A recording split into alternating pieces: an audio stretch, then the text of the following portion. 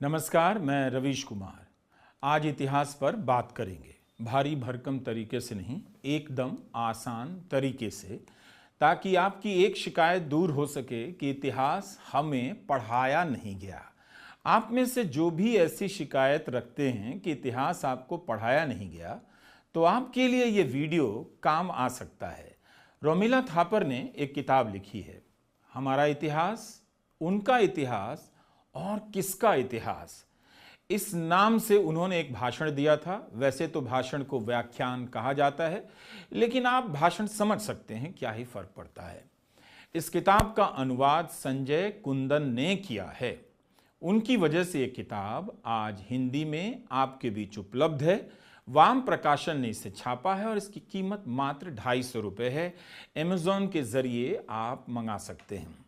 इस किताब की खास बात यह है कि ये हमारे बीच आकर इतिहास को लेकर जो बहस हो रही है, जो झगड़ा हो रहा है, उसमें हस्तक्षेप करती है। रोमिला थापर लिखती हैं कि राष्ट्रवाद समाज के उस अतीत को लेकर तरह तरह के आख्यानों को बढ़ावा देता है, नैरेटिव आख्यान, जिससे वो खुद उभरा होता है। ये आख्यान एक दूसरे को ही काट रहे होते हैं, क्योंकि इनका मकसद किसी विशेष इतिहास को सामने लाना नहीं, बल्कि राष्ट्रवादी अभियान में शामिल समुदायों को एक वंश परंपरा और समाज को ऐसा एक लक्ष्य प्रदान करना होता है जिसे हासिल करने में वो तन मन से जुट जाए। ये बहुत ही संभ्रांत तरीका है, अकादमिक तरीका है बात को कहने का। आसान शब्दों में यह भी कहा जा सकता है कि राष्ट्रवाद एक तरीका है अलग अलग समुदाय के लोगों को भीड़ बनाकर भेड़ की तरह एक दिशा में हाँकने का। तो आज हम इस किताब के बारे में बात करेंगे, कुछ पन्नों के कुछ हिस्सों को पढ़ेंगे और आपके साथ इतिहास के दूसरे प्रसंगों की भी बात करेंगे। आपने अपने शहर में कई मंदिरों के नाम के आगे प्राचीन लिखा देखा होगा। क्या सभी मंदिर प्राचीन होते हैं? प्राचीन से मतलब आप क्या समझते हैं? कितना प्राचीन? 100 साल पुराना मंदिर प्राचीन कैसे हो सकता है? या फिर ये बताइए, प्राचीन कहलाने के लिए कम से कम ईसा पूर्व तो होना ही चाहिए। 1500 ईसा पूर्व को वैदिक काल माना जाता है। आपने कभी सोचा है कि प्राचीन की जगह साल का जिक्र क्यों नहीं होता है? जैसे 1770 की यह दुकान आज भी ऑस्ट्रिया की राजधानी वियना में मौजूद है। वियना की गहनों की इस दुकान को देख लीजिए, 1874 से चल रही है। स्कॉटलैंड के ग्लासगो शहर में स्लोएन्स 1797 में बना था। इटली के फ्लोरेंस की यह परफ्यूम कंपनी तो 1221 में स्थापित हुई थी। तब से यह कंपनी है, लेकिन इसने अपने नाम के आगे प्राचीन क्यों नहीं लिखा? लंदन का हैचेट्स बुक स्टोर तो 1797 से चल रहा है, इस पर भी प्राचीन नहीं लिखा है। स्लोवेनिया की राजधानी ल्यूब्लियाना का यह पुल 1842 का है।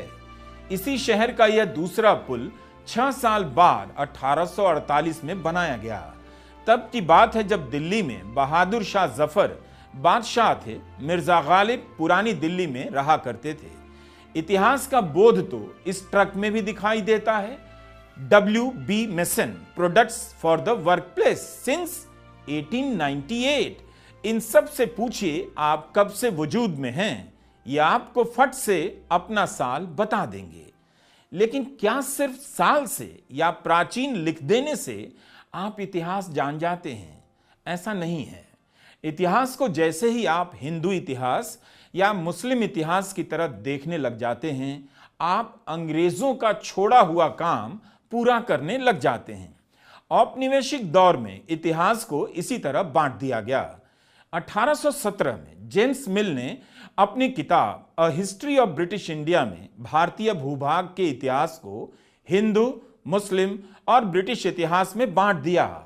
आज जो भी हिंदू इतिहास की बात करता है, वो अपने आप को इस बंटवारे की छाया से अलग नहीं कर सकता।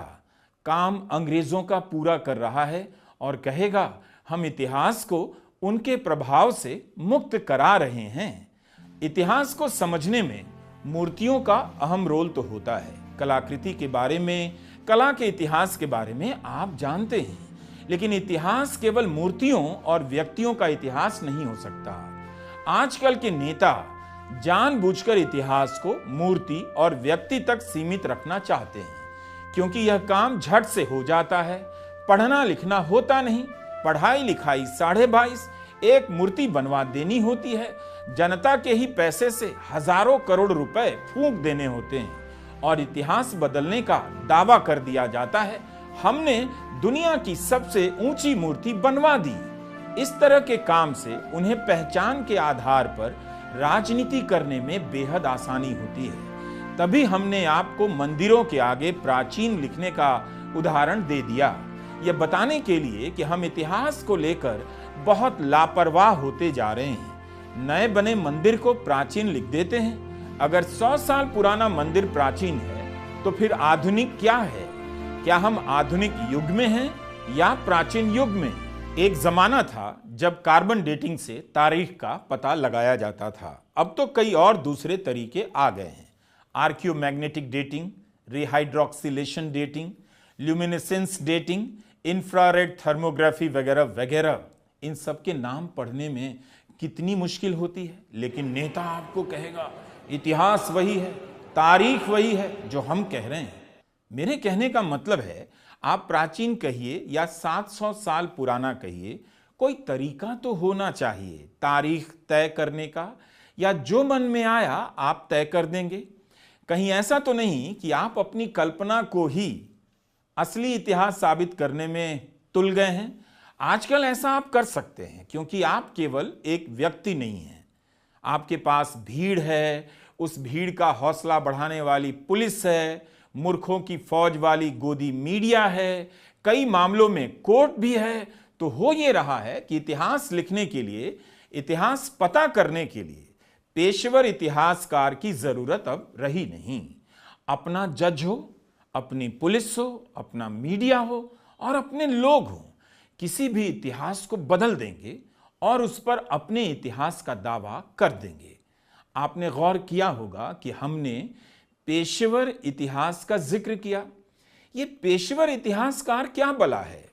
वो होता है जो जीवन भर इतिहास पढ़ता है, पढ़ाता है, किसी एक विषय पर इतिहास की अनगिनत किताबें पढ़ता है, अनगिनत दस्तावेजों को पलटता है, शिलालेख खोजता है, शहरों का दौरा करता है, दूसरे विषयों का भी सहारा लेता है, तब जाकर इतिहास के किसी एक पहलू या अन्य पहलुओं को उजागर कर पाता है। लेकिन अब आप एक संगठन बना लीजिए, उसके आगे हिंदू लगा दीजिए और आप अपने शहर के किसी भी हिस्से पर उंगली रख दीजिए, फिर इतिहास को लेकर दावा कर दीजिए। क्या आप सही में इतिहास इसी तरह पढ़ना चाहते थे? आपने तो कहा था कि इतिहास पढ़ाया नहीं गया, तो क्या आप इसी तरह से इतिहास पढ़ना चाहेंगे? अच्छा हुआ आपने यह नहीं कहा कि हमें गणित नहीं पढ़ाया गया, अंग्रेजी नहीं पढ़ाई गई। क्या आप जानते भी हैं कि हिंदी प्रदेशों में 10वीं और 12वीं की परीक्षा में लाखों की संख्या में बच्चे हर साल गणित अंग्रेजी में फेल हो जाते हैं? लाखों बच्चे फेल हो रहे हैं और यही नहीं, फेल होने के डर से हजारों बच्चे परीक्षा छोड़ देते हैं। फिर भी आपने किसी को भी जुलूस निकालते देखा है? हमारे बच्चों को गणित ठीक से नहीं पढ़ाया गया। क्या हिंदू संगठन गणित और फिजिक्स को लेकर आंदोलन नहीं कर सकते कि हमारे बच्चों को गणित ठीक से नहीं पढ़ाया जा रहा है, वे फेल क्यों हो जा रहे हैं? Anyway is the best way. यह सब हाल फिलहाल की खबरें हैं भारत में ड्रग्स पकड़े जाने की। अब आप कहेंगे हजारों करोड़ के ड्रग्स के पकड़े जाने का इतिहास के लिखने और इतिहास के पढ़ने से क्या संबंध है?